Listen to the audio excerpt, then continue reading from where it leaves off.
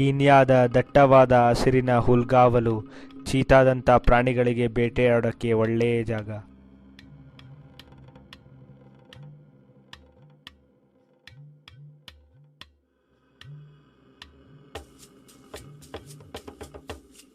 Cheetah ಮೊದಲಿನಿಂದ ವೇಗಕ್ಕೆ ಹೆಸರುವಾಸಿ. ಇದರ ವೇಗಕ್ಕೆ ಮೊದಲು ಬೇಟೆಯಾಗುವುದು ಸಣ್ಣ ಪುಟ್ಟ ಪ್ರಾಣಿಗಳು ಮಾತ್ರ.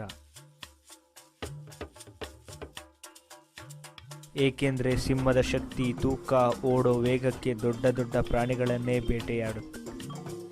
ಚೀತಾಗಳು ಮೊದಲು ಬೇಟೆಯಾಡೋಕ್ಕೆ ಅಖಾಡಕ್ಕೆ ಇಳಿಯಲ್ಲ. ಗುರಿ ಬೇರೆಯೇ ಇರುತ್ತೆ. ತನ್ನ ಎದುರುಗಡೆ ಇರುವ ಪ್ರಾಣಿಗಳ ಸಂಖ್ಯೆಯನ್ನು ಮೊದಲು ತಿಳಿದುಕೊಳ್ಳುತ್ತೆ.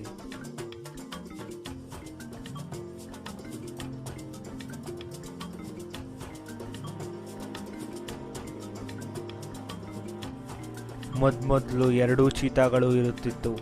ಈಗ ಇನ್ನೊಂದು ಚೀತಾ ಸೇರಿಕೊಂಡು 3 ಚೀತಾಗಳು ಸೇರಿ ಬೇಟೆಯಾಡೋಕ್ಕೆ ರೆಡಿಯಾಗುತ್ತಿದೆ.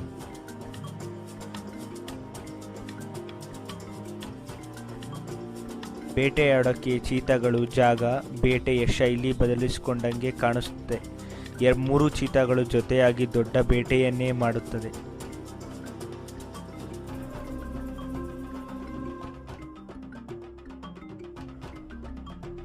ಆಸ್ಟ್ರಿಚ್ ಇದು ಚೀತಾಗಿಂತ ತೂಕ, ಗಾತ್ರದಲ್ಲಿ ದೊಡ್ಡದು. ಆಸ್ಟ್ರಿಚ್ ತೊಂದರೆಗೆ ಸಿಕ್ಕಿಕೊಂಡ್ರೆ ಇದು ಹಾರಲು ಆಗೋದಿಲ್ಲ. ನೋಡಲು ಪಕ್ಷಿಯಂತೆ ಕಂಡರೂ ಹಾರುವ ಶಕ್ತಿ ಇದಕ್ಕಿಲ್ಲ. ಇದರ ಕಿಕ್ ಮಾತ್ರ ಜೋರಾಗಿರುತ್ತದೆ.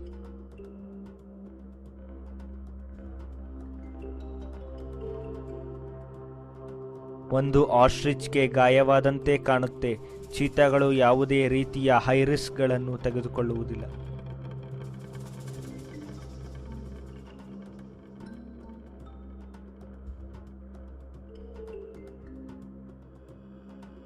ಆದರೆ ಈ ಬಾರಿಯ ಬೇಟೆ ದೊಡ್ಡದಾಗಿ ಸಿಗುತ್ತದೆ ಎಂದು ಹೇಳಬಹುದು. ಚೀತಾಗಳು ಒಂದು ಆಸ್ಟ್ರಿಚ್ನ ಗುರಿ ಮಾಡಿಕೊಂಡಿದೆ.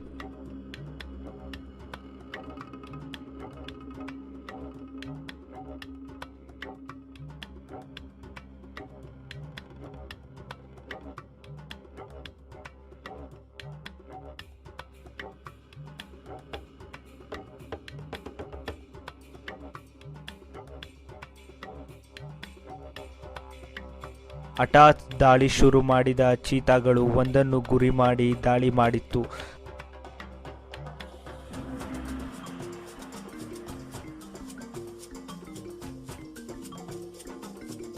ಆದರೆ ಫೇಲ್ಯೂರ್ ಆದ ತಕ್ಷಣ ಇನ್ನೊಂದು ಆಸ್ಟ್ರಿಚ್ ಮೇಲೆ ದಾಳಿ ಮಾಡಿ ಸಕ್ಸಸ್ ಆಯಿತು.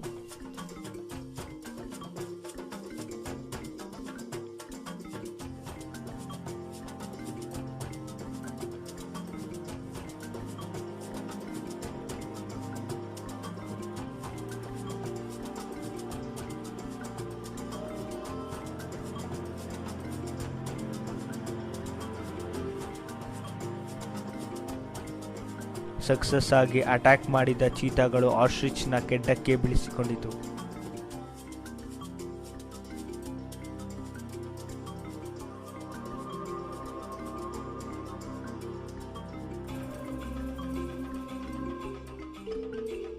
ಕೊನೆಯದಾಗಿ ಚೀತಾಗಳಿಗೆ ಜಯವಾಯಿತು.